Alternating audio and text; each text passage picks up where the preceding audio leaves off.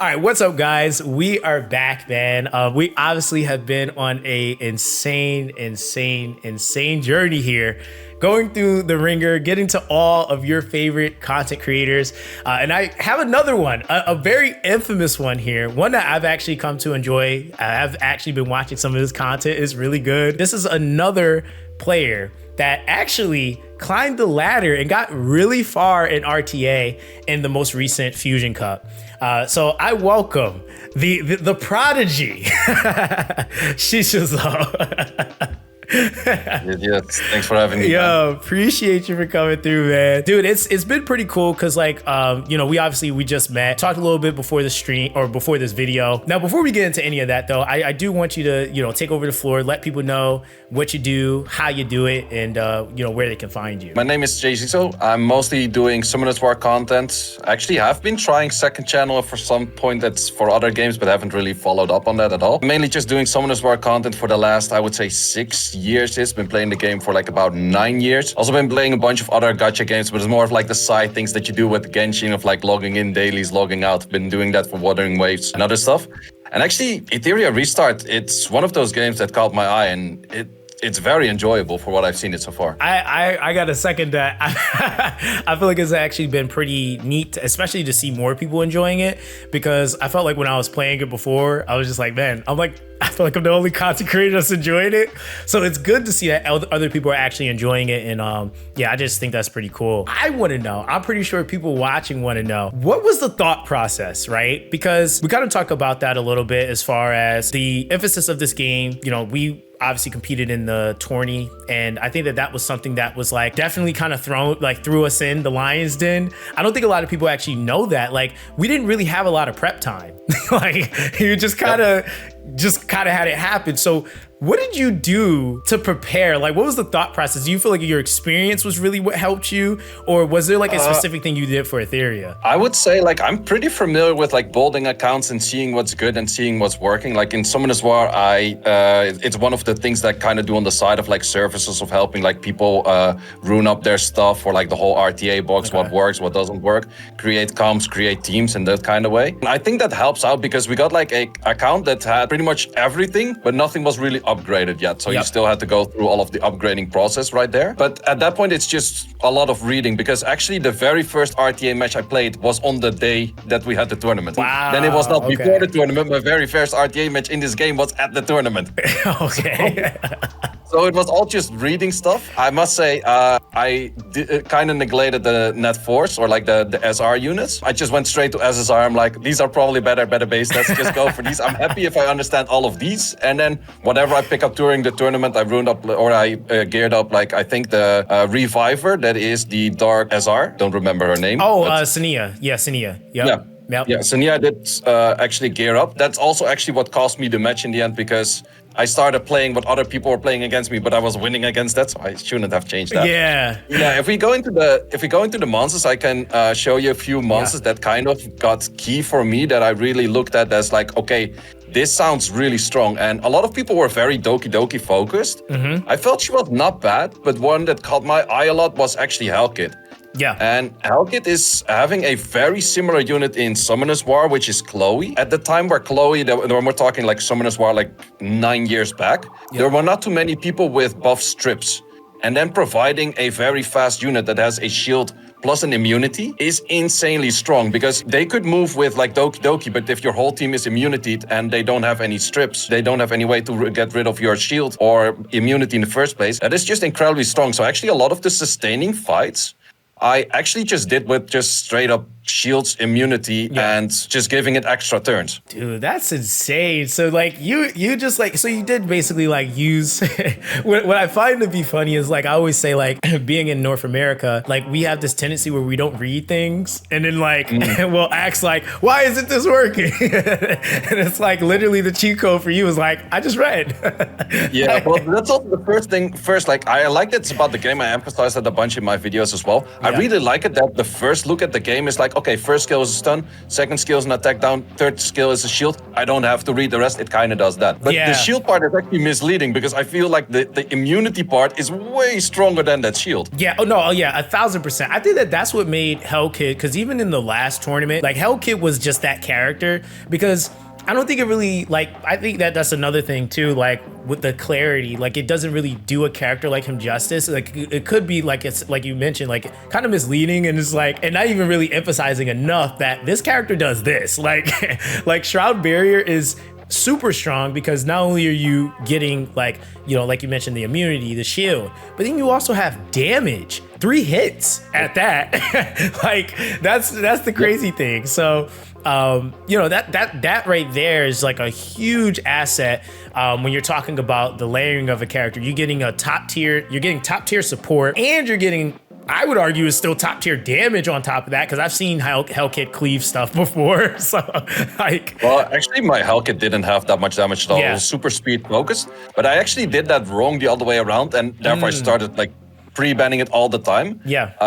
Heinrich, a lot of people were building it on a lot of speed, and therefore it could go for the AoE buff block. Yep. Before anything moved. So before anything moved, there was just like, okay, you're not gonna get your shields up, you're not gonna get your healing up, you're not gonna get anything up. I was like, wait, I built this as full damage dealer. I'm never gonna pick this. I'm just always pre-banning it. Yeah, and that's actually pretty smart too, is like you understanding like what you have built and how you have things built, but how people are playing and building the characters. How did you feel about like the adjust? Like, did you feel like there were like any points you really had to adjust? Because I know, like you said, like you like kind of read some of the characters and you had some of your first matches in the actual tournament. At what points, or like what were some of the key things that you kind of looked at and was like, okay, I need to adjust and tweak that, and this is gonna help me more? Well, the thing is, like I did gear up that SR Reviver. That's the only actual change that I made within the tournament. Okay. But besides that, from what I also noticed is that Hoyan was my favorite character from the CBT by itself. It's just like an insane cool character. Yeah. But I noticed like she didn't do that well. Mine didn't do enough damage where you could actually one-shot things, and she needs to one-shot to become actually good. So at some point I was like, okay, I got like 1 or 2 good victories with her, but most of the times also from other players, I just saw her lose because not enough damage, then easily dies off.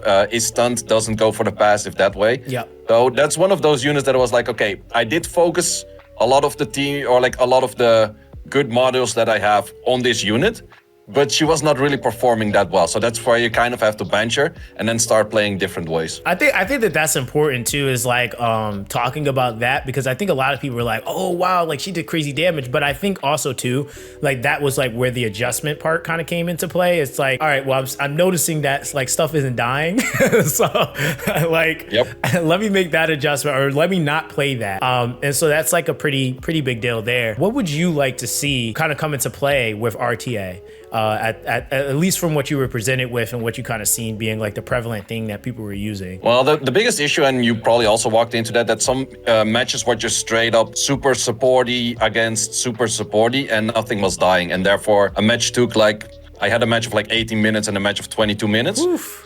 Good thing is I won both. I said it on stream. It's like, you know what's worse than playing a 22-minute match? Losing a 22-minute match. Yeah, exactly. Like, that's just rough, bro. That's just rough. In the end, I did lose in a pretty slow match as well, where I was like, okay, I only have healing. He doesn't have any healing, but he had a Veronica, so therefore he had my healing, which I kind of mistaken over there. So I was like, I cannot lose this. I cannot lose this. And at some point, I'm like, wait, he's stealing all of my heal. I'm still gonna lose this. So yeah, I would mainly say at some point the healing goes down, but it worked in kind of a weird way, which I'm not exactly sure. Like for example, Ling Luo's healing went 0 at one of my matches, but the SR Dark unit still had her full healing. So it was based off like maybe somewhat of a different scaling of healing. I'm not 100% sure. But that was at some point like, okay, yeah, the healing definitely, it goes down a little bit, but it takes very long. Yeah. But the big issue is at some point, HP should go down and attack should go up. And at that point, we have that in Summoner's War. At some point, you go 70% attack up and 70% HP down. That's where support starts killing each other in 2 hits. Oh, okay. I see. Actually, that's a really good point. I don't think anybody's actually mentioned that, like in terms of actual values, because I think that like for sure was definitely something we were thinking of. Is like there needs to be something that comes into play to not allow matches to be that long. But those actual values make sense because it gives you kind of a parameter to work with, and I think that that's like one of the things that I was like trying to like even like when I was doing some of my streams, I had viewers that were kind of giving their input, and they were like, they're just gonna need to nerf all of this, and I'm like, well, the problem with just nerfing everything is that I like it becomes I'm like the whole point of like this whole meta that we're currently seeing is that this meta was an implementation because of the other meta that existed, which was cleave. So it was like counter cleave was like actually required in order to create any sort of balance to the game. And I think that was like a big thing there for sure. As far as like characters that you felt like were your go-tos, who were your go-tos in the tournament that you were using in your matches? Well, at first I went very support heavy with Linglo and Tiamat first picks. Okay. Tiamat was mostly out of it because Tiamat was just insanely strong. I had one match where Tiamat was on the field and I managed to tank her for like, I don't know how many rounds, and then I still won. But in most cases, the moment she went in the transform, you were done for. Like, no matter what, you take 3 turns, you're done for. Yeah. I had a guy I went up against, I like basically like 1v4'd his team with Tiamat, and he pre-banned her the next match so I couldn't use her. And I just couldn't help but laugh because I was just like, I knew it was going to happen because it was such an oppressive fight, but it was just like, this character's pretty cracked. For sure. Yeah, absolutely. And then another character which is incredibly strong is Veronica. We talked a little bit about it before the stream, but her steal and then spreading that to all of your characters. Like we have a similar unit in Sky Arena, which is a Sakmat. We actually do call her a Suckmat because she often doesn't land her third skill, which is kind of the issue. That's like, okay, you try to steal something, but if you don't strip it in the first place, you cannot steal it. But the big difference is she is selfish in Summoner's War, where she only steals for herself. But in this game, she steals for the whole party, which is incredibly strong because let's say you have a fast unit next to her. The enemy has one unit that stalls with Bulwark, so therefore there's immunity on that unit. Therefore, Veronica can steal immunity for the whole team. Yeah. She's very oppressive. That was something that I was like, I definitely underestimated myself. Was like, I was just like, oh, it only steals one from one character. That's not gonna be that crazy. And then when I realized in the tournament, like, wait a minute, she's stealing unique buffs. She's giving it to the entire party. I think that was the thing, like being able to like, because I know you mentioned like Beelton being like a oppressive character for sure with the revive meta, and her being able to just straight up counteract Beelton's and just like saying, hey, I'm taking that underworld flower from you and I'm taking your revive and I'm basically going to use it against you. That to me was like the craziest, like one of the craziest plays I've seen in the tournament. And I was just kind of like it actually threw me off because I seen somebody do it and I was like, wait a minute, did that Veronica just revive an entire party? Like, where'd that come from? And then I looked at the opposing unit and I was like, oh, they took it from the Beelton. That was like an extremely crazy power play. So yeah, that for sure, I agree, like 1,000%. Were there any characters that you felt like you wish you would have seen? Like, I know you mentioned Hoyan, as far as like, seeing her perform better would have been nice. But were there any other characters that you came across that you like kind of wish you would have been able to utilize, but you just didn't feel like they were going to perform well and you would like to see maybe some changes to them to maybe see them perform a little bit better? Well, there were definitely a few that I somewhat underestimated. Messiah was one of those that I somewhat underestimated. There's one of these shells which makes him untargetable for a little bit. I'm not entirely sure which one that was. Okay. But and then he dishes out a lot of damage while he's being untargetable, has the invisibility for a lot of the time. And that just makes it a lot stronger than expected.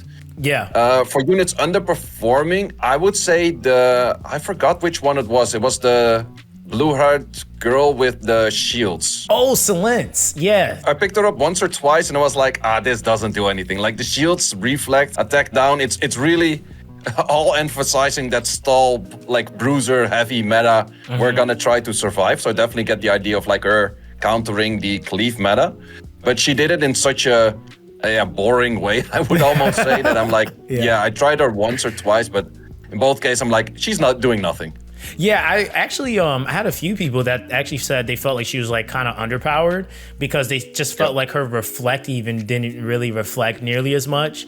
And I could kind of see that too. It's like you want like an ability like that to definitely be more of like a straightforward punish. And then of course with the shield, it was like the 12%. It's like it's nice because she can rotate it every turn, but it's just like for that combination, it's like I feel like every character that we kind of mentioned is like they did something very oppressive. Like Hellkid is like he has that shroud barrier. Veronica has the stealing. It's like she kind of does things, but she's not a master of like a specific thing in her kit. Yeah, exactly. And so, yeah, I feel like that definitely is a really big thing because I think that that's what made a lot of the characters, like even like with Biotin, it's like her big thing is she AoE revives your whole party and it can heal them. Like she has like that extra, but the big thing is she can revive your entire team. The Ling Lao, she's just a healing efficiency monster with immunity, right? So like you have like that layering is like they have that one thing they really do well, and then they have the extra like kind of like sub-utility to the ability. Whereas I felt like I can kind of see that like with her, she just didn't really do one thing really well, and then the other thing she didn't really matter nearly as much. I actually had a viewer that was also talking about her skill 1, just the fact that it's like kind of not really impactful in a way, because it's like dot is like, well, even for me, like I love dot teams. That's actually like most of the betas I've played primarily dot teams. I wouldn't put her in a dot team. so like it's kind of like a random a random dot that you're not really using. And then the other two abilities would be really good, but again, it's that 40% chance. The odds are a little low. Yeah, it's like really low for it to even proc. And then if you do get it, you don't really know what you're getting, because you still wouldn't want something like a silence or an oblivion to be too oppressive, because especially oblivion, because oblivion just like that would render so many characters useless. But you still would want it to be a thing, so she could be a good counter pick, or even a unit that when I last was talking to one of my friends that also is kind of creating Scion Storm, do you think, and what would you say would be a good implementation to kind of create fear when someone is playing RTA? Because I think like draft picks and like band picking and all of that, it's like there are definitely those characters like what you probably, like you mentioned, you noticed was like everybody was like, gotta get rid of Doki Doki. I feel like you usually want a character that kind of straightforward punishes. I didn't really feel like there was like a straightforward punish unit. It was just kind of like wait it out and see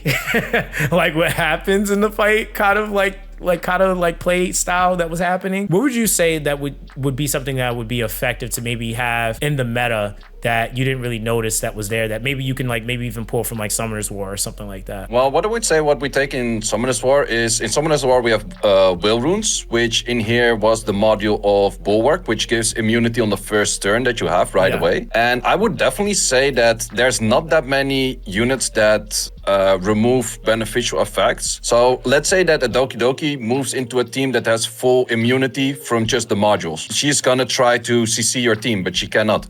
So she's just gonna take full on useless turns. I think like in hindsight, I would have focused a lot more on the module Bulwark, just because of getting that immunity in there for. And if you do that to the whole party, then you're pretty much immune to a Doki Doki trying to go for an AoE CC with a Lilith or Obar or any of those. Yeah. So I definitely think that is strong. I think that we have for a hard counter against, in this game, it's called Strike Prep, is in Summoner's War just A to B gain, is a Tian Lang, that's the light panda, and the moment that anything on the enemy side gives attack bar gain, you take attack bar gain. And that's just innate in his kit. Like he's just that character. That's straight up just the passive. And then the enemy still gets like half of what they normally had. Your team also, if they use any, they also have. So it's like a both side battlefield thing. Yeah. But every time that the enemy does it, Tian Lang takes extra. For that reason, it's like, okay, you get a lot of strike prep in, but I'm also taking some so I can cut your units and therefore I can interact with that. Yeah, and I think that I actually agree with that. I think that like more of a play in like action procs, which would be like kind of like a thing. And I also feel like that kind of would also coincide to like Silence a little bit too with the Oblivion, because I think she's the only character that has that ability. That would be like something like, and I'm assuming like an ability like that is like what, like a passive on the Light Panda, where he's able to just kind of do that. So like with her skill Oblivion, where she's able to completely like nullify those types of things, then it would kind of make sense because you would still have a counter even to something like that. But again, somebody would have to be like, you know, conscious of the decisions they're making when they're like draft picking and stuff like that, which I think again is just kind of like in love of all the strategy basically. Yeah, absolutely. So yeah, that's really, really, really cool. So I guess like outside of the PvP, what are some things that you would like to see in PvP? Like not just like the units, but like as far as like how the draft picks work. Do you feel like the Swiss style was fun, or do you feel like that was like a little weird? Because for me personally, that was like my first tournament ever. Like as far as like doing anything like going against other players on a platform like that. There were some things I kind of looked at that was like, okay, that could have been a little bit like, you know, smoother. But like, for example, I think one thing was like being able to force quit the match because I know I'm going to lose. And they're like, no, you got to play the whole thing. I was like, wait, why? Like, I'm like, oh yeah. So stuff like that. But yeah, what would you say would be some things that you might have had in mind or do have in mind that you feel like would make PvP feel a lot better, or that you've come to find that over like almost the 10 years now of Summoners War being out, that they added later that actually could have been something they could have added much sooner? Yeah, I would say Swiss stage, I like it a lot for like having a big group of people, because if you start with a knockout right away, then it's like, okay, you got 2 out, you prepared the whole week, year, I don't know how long, you're out, you're gone. Yeah. So I definitely do like the Swiss stage where at least you can lose a 0 to 3 and then you're out. So at least you get to play 3 matches. So I'm definitely liking that part. Okay. For the tournament itself, I think in general was kind of fine. If we're talking about in-game PvP, I would say the double pre-ban, especially for if this game just starts, is maybe a bit harsh. Okay. I would say maybe the first month, no pre-ban at all, then 1 pre-ban and then 2 pre-bans, like do it stepwise, because otherwise it's just like, okay, everyone is going to be focusing on 1 or 2 units that's meta, because that's just meta units are there because they're meta, and everyone's going to pick that one, so therefore everyone's going to ban that one. So that is kind of the things like, okay, I waste a lot of resource in this one character and he always gets banned. It's like, yeah, that's not that chill. Yeah. Then besides that, I would say from the Epic 7 community, from what I've heard, is they don't really like the 3rd spot where that thing is like ban protected. From Summoners War, we don't have that, so I never actually played with it that much. Yeah. I kind of like the idea, but I'm not sure in the long run if there's one unit incredibly oppressive, that therefore maybe, yeah, it's not as good. No, that's actually a fair take, because I think, because I've played both. Like I've obviously gotten super deep into the RTA and E7, and then I'm like kind of still a baby in the RTA and Summoners War. But yeah, I definitely think that that's like one thing I did see a lot of people mentioning was like that can get very oppressive. I think one thing to like kind of coincide with that is like I was kind of thinking ahead in terms of like when the meta starts to have units that overlap with similar abilities. For example, like in E7, they have like, I think it was Lua was one of the units, and then they released a unit named Narqual, and it was like they were just both scary units to deal with, and like you didn't want either one of them opening, but then you still had other units you had to like kind of consider. It's like that. I think it's like maybe long term it might be better once there's more of a variety in the game, because I also think like with those games too, it's like there's more, especially Summoners War, like you guys have so many units in the game, and I'm pretty sure there's still like some of those units in the game that exist that are just oppressive choices that like if you see them you're like, let me just leave. like let me just go ahead and put, you know, escape, F4, quit, whatever, like I'm out of here. Yep. So I think that that's definitely like a really big thing for sure, is like trying to test and like easing up, because that was another thing too that I've seen some people mention, is that like in the very beginning most people aren't going to have a ton of units like you mentioned built, so having a double pre-ban would be insane, because then like what units would be built for that, like at that point, you know? That would definitely just kind of open it up more. I would like to add 2 more things to that. Yeah, go ahead. First, yeah, that's actually in Summoners War. In the tournaments we do have pre-ban. In regular RTA we do not have pre-ban. Oh, okay. There's definitely the talk within the community that we would like to see that pre-ban. We do have it with like special leagues, which is like the off-season kind of thing that we do. Okay. But the thing is, pre-bans take a lot more time. And in the end, if you're playing, like let's say in Summoners War, you can play 30 RTA matches a day. If you want to play all 30 of those and you also add 60 seconds to your pre-ban, you're technically adding like 15 to 30 minutes to your whole process of doing all your wings. So the thing is that you do have in some other games is that you select your pre-ban before you queue up. With that, you can just say like, okay, Unit A and Unit B, I really don't like to play against those. But I'm not going to be like, oh, I see this name, I'm going to pre-ban this against him, or I'm going to snipe this out, or I'm going to snipe that out. You're just taking out the really oppressive units you don't like to play against. And I like that style a little bit more than having like the process of like, oh, I got 30 seconds, I got to select 2 units, and the enemy takes the whole 30 seconds, and we're wasting 30 seconds every time. Yeah, and some people would even use that to like, I've seen in some games where people will use that, because they do it in Neat 7 all the time, where like somebody will like use the full timer and just stall the map just so that you just get tired and you leave, because you're just like, I don't have all day. Like, yeah, so that's another big thing that I've seen like happen quite a bit. And so yeah, I definitely agree with that. And then the second one, I would say the shells, I like them, but they give too much RNG factors in them, which I don't like. You know, I think that's been like the most controversial thing in the game, because it's so different, right? Like it's so unique and it's so different. Like I think even the way that the game emphasizes the dupe system, that's like been the biggest like thing. And I guess we can get onto that, because that does kind of spill over into like the generalized overview of the game. With the shells, what would you like what would you say you feel like could help out with the shells? Because I think one of the biggest things, a lot of the people I've talked to so far feel like shells, yes, they do create more diversity in the game, but there's like a couple of different factors, like as far as like the oppressiveness of some of the abilities. Codex of Magic, I've seen a lot of people complain about, because it's like you can literally just get a free S3 or S2, no cooldown, repercussion, and then like do it again. That's what you put on the Hulk. It's like, oh, I have my immunity almost run out. I still have it anyway. Yeah, so. Like, and then that's not including if you have the character on a set like it's not, is it Strive? I know there's a set that, no, Strive is turn push, but there's a set that actually has a chance to also cool down your skills too. So it's like, there's so much that can be put onto a character. And then that's not even including if you then put the character on a team comp with like a Kazuyo, which is a unit that can also reduce your cooldowns, or a Lily, who is pretty oppressive and really powerful, who can just zero out all your cooldowns again. So I think like potentially being able to use a skill 3 times in a row, like depending on like, if again, that's one unit, but it's not to say people won't use it. It's kind of insane. So what would you say could really help that? Or what would you say would be ideal to still give shells value, but not make them so oppressive to the point where it's like, if you don't have that, then you just kind of lose? I would say definitely down tune it a little bit for like getting a full on like second time of all of your cooldowns right away is a little bit too much, I would say. Yeah. But there were also some that were more like that one I actually didn't mind as much. At least you know what was going on. Like he's gonna have his skill 2 times and then we got to deal with it. Yep. No worries. There were a few that's like, oh, I have like a 40% chance that if I take a turn that I remove a stun. Yeah, I don't like those chances. Like I keep saying that in Summoner's War as well.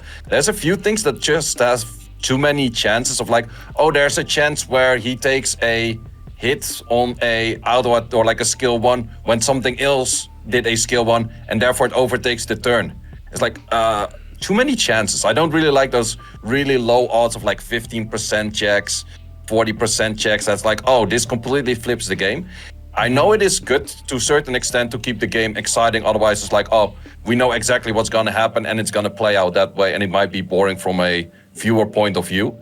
But then again, I would also say some of these are too impactful to the sense of like, okay, that RNG value, like in Summoner's War, if you're familiar with that, it's the violence, it's the resistance checks.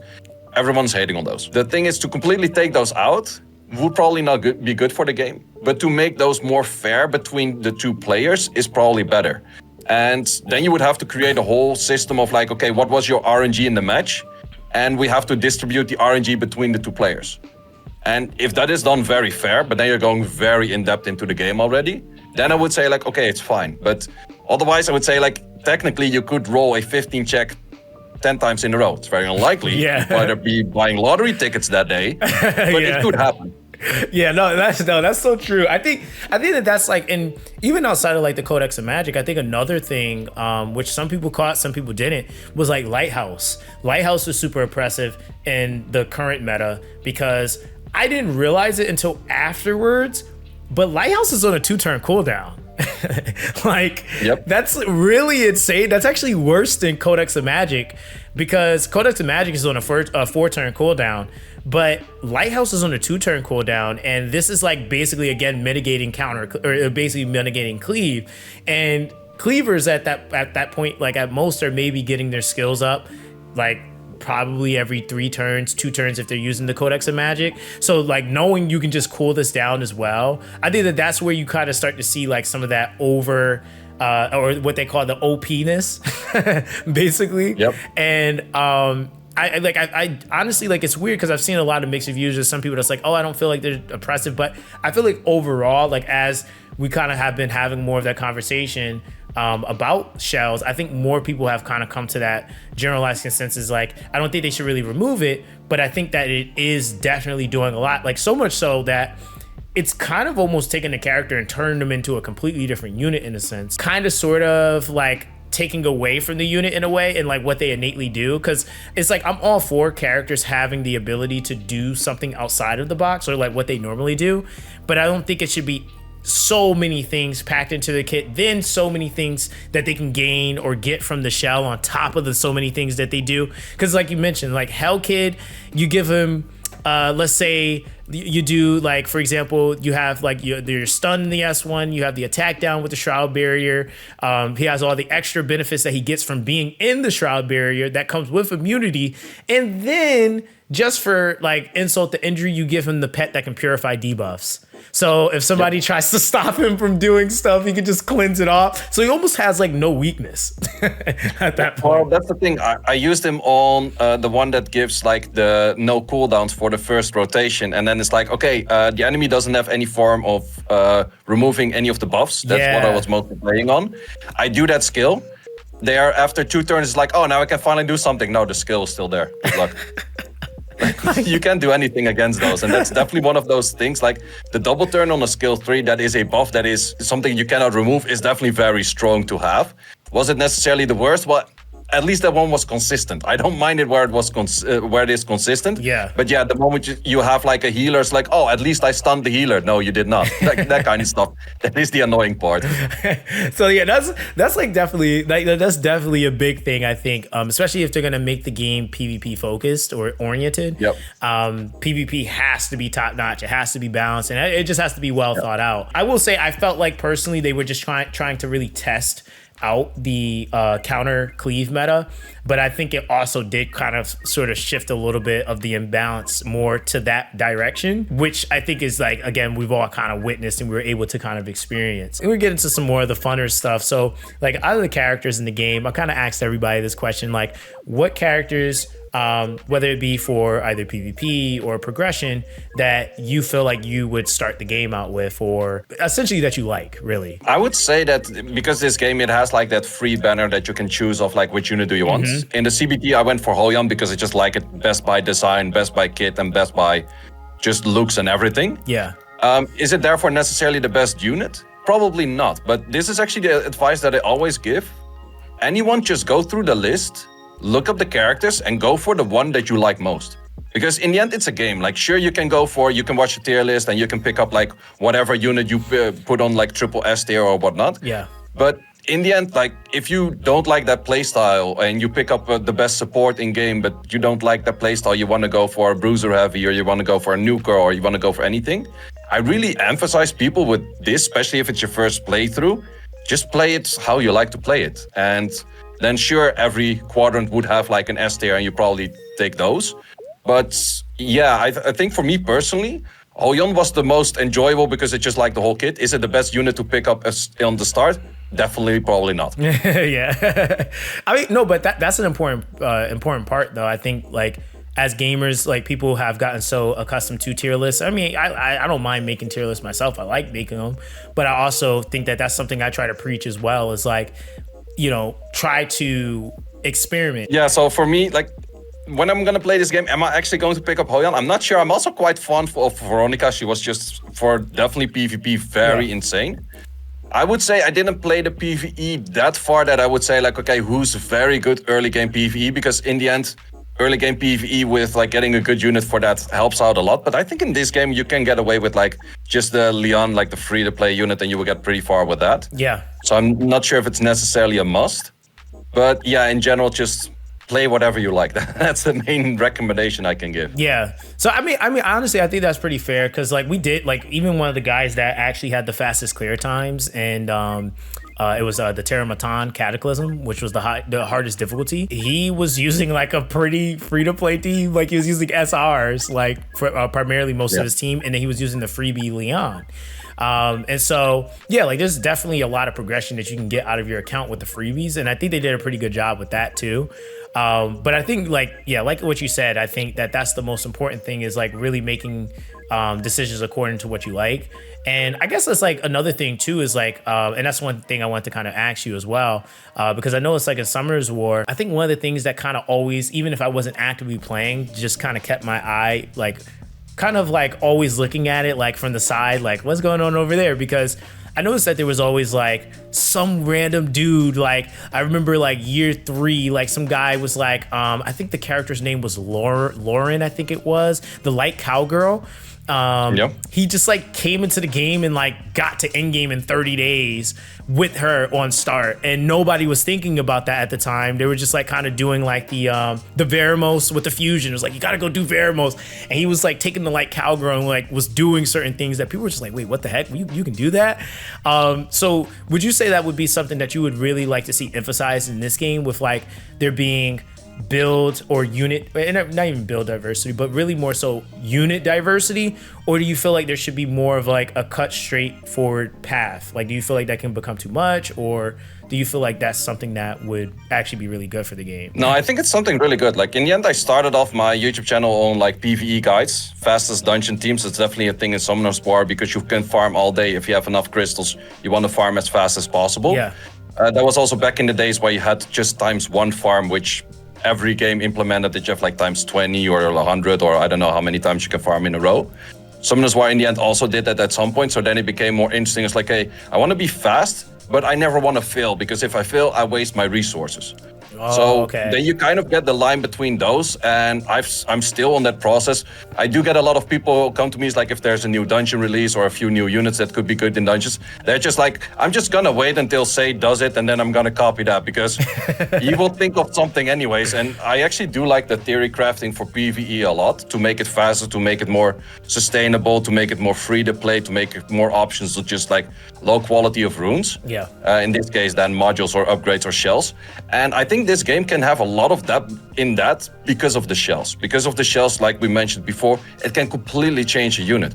So if you have a specific shell that's maybe even a lower tier on a lower tier unit, but it's so good in combination and synergy that it's very specific against this one boss, it could be insane. And those kind of niche scenarios, I do actually like about this game a lot. Yeah, no, I think that's actually a really good point. Because I mean, I feel like when we've mentioned shells, we've kind of been like, kind of sort of beating them up a little bit, but they do offer like, and I think it's more so because in PvP, there's like a certain idea of balance that you want to have. And I feel like with shells, if this game had been like strictly PvE, shells would be amazing. like, oh, I can just rotate this boss 4 times. Cool. Like that would be amazing. But I think because there is this emphasis in PvP, that becomes the president focal point, where you're just kind of like, yeah, I like what it does, but like, man, that can be kind of toxic. Like, I will say I do appreciate like you and the others that have talked about that, and like we're like, hey, yeah, I did use that, but I also would hate it if it was used against me. Like it wouldn't feel good, because that's just what it does. And so yeah, I feel like that's definitely like a really big point too, with the shells making and creating that diversity for PvE specifically, because I know there's some people that's going to get on this game, and I'm pretty sure you have it like in Summoners War, where there's people that like they love the PvP, but they don't really care so much about like doing all the guild stuff in PvE, versus some of the other people that's like, I hate PvP, I'm gonna do all the PvE stuff. And so yeah, there's definitely gonna be that like mix there. But yeah, I feel like another thing I wanted to kind of ask you about as well is because you do, from what I've seen, you do like esports stuff, or have done esports stuff, and I feel like this. The shirts in the back can say that. I've played SWC, which is the Summoners War World Cup, for 5 years. Okay. That was between 2018 and 2022. I made it through the prelims every year, and then I lost the first round in the cup, except for 1 year, which I got 1 round further. Wow, yeah. And then the last 2 years I've been caster. Wow. So you're more important than I even thought. I'm like, wait, this guy is that guy. So, but that's really cool. And I think I want to kind of ask you a couple more things about that.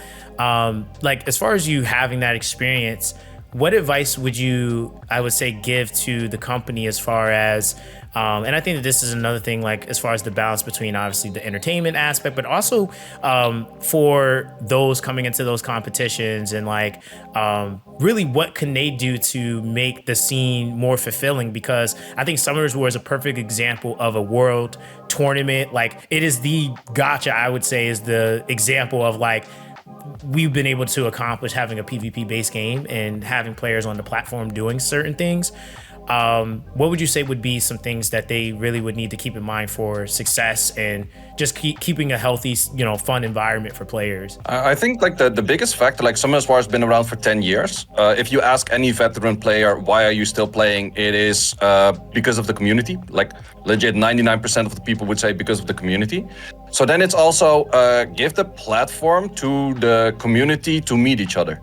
And in Summoners War, like in Europe, we had like the tour of Europe and then went through like 7 different cities or 10 different cities every year where they just did a meetup. And then the meetup was like just like 50 people to 200 people or something like that. They give out the goodies, they do all of these kind of things. But people have a place where they can actually meet one another.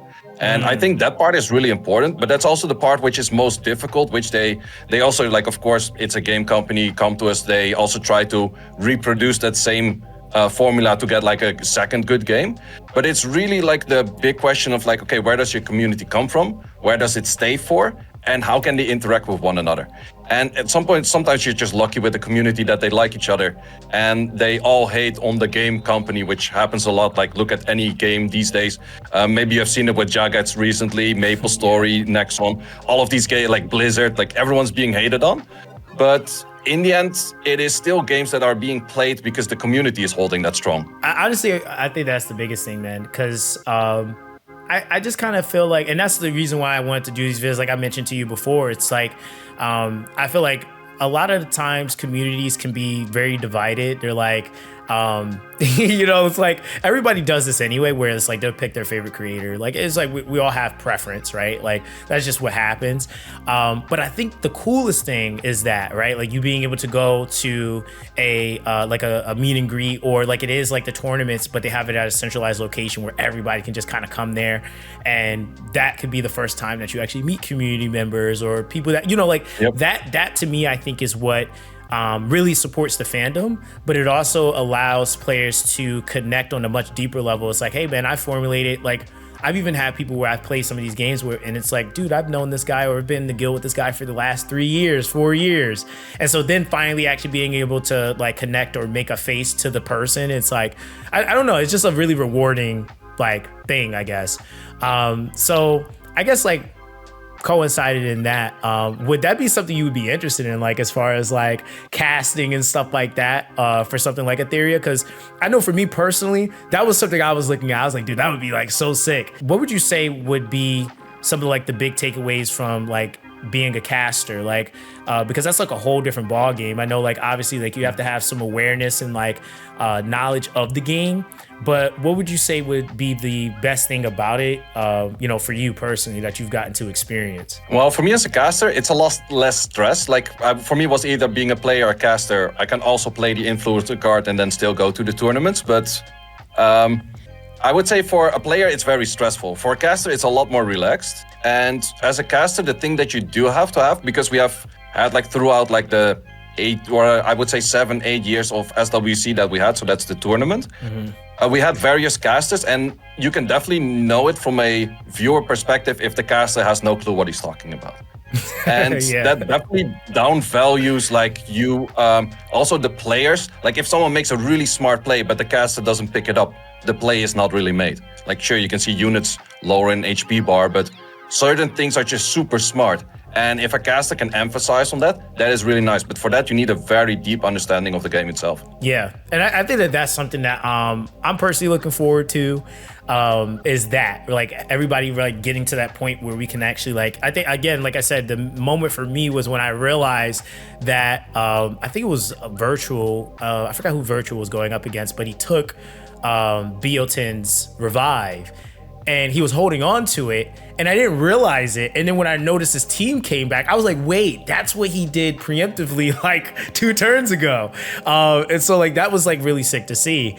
So I'm like really excited to see more moments like that. And I guess as far as like kind of like a closing question for all the experience and like what you currently have experienced with Etheria, do you feel like this game has the potential to be just as much or as good of a game as like say Summoner's War? Or do you feel like, I know some people have been asking or saying like, I just want them to release the game. Do you feel like there's some more cooking that needs to happen? Like where do you stand as far as that goes? Well, that's a topic that's actually very difficult in the year 2025 that we're in right now, but also the last 5 years. Releasing a game right now is a lot more difficult than 10 years because 10 years ago, you had a scenario, you could clear normal arena and people were happy, people were playing.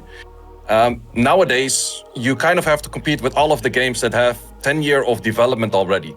So that means you need to put in a lot of content because the other games have a lot of content. Yeah. But then you have the people, you come in and there's this to do, that to farm, this to farm, guild content, RTA, blah, blah, blah. And it's like overloaded and there's like too much stuff, I'm out. So that is like, especially for MMOs nowadays, people will grind like 100 hours in the first 3 days. I know it's not possible, but you get the idea. Yeah. And then their next account, and then they're like, yeah, but there's no content. I'm like, yeah, bro, but it's also not made to grind 100 hours in 3 days. But you have those people you got to satisfy. But then you also got to satisfy the people that are dads. They have their family. They have the football they have to attend to and that kind of stuff. And they can play like 1 or 2 hours a day, maybe even 1 or 2 hours a week. But they still want to enjoy the game. And that is the big difficulty. And that's also something that I know the question to, but don't know the answer to. What is the recipe to make a good game these days? I think Etheria Restart has a lot of good building blocks, but it might be too difficult. It might be that people rush through it too fast. Now, I don't think there's a lot of stuff to do. I don't think people would get like end game shells super fast. But it might be a little bit too difficult for the casual to get into. Yeah. But if you would make it too simple, then the hardcore players, which are mostly also the big spenders, the one that you actually want to attract, those would not be that interested.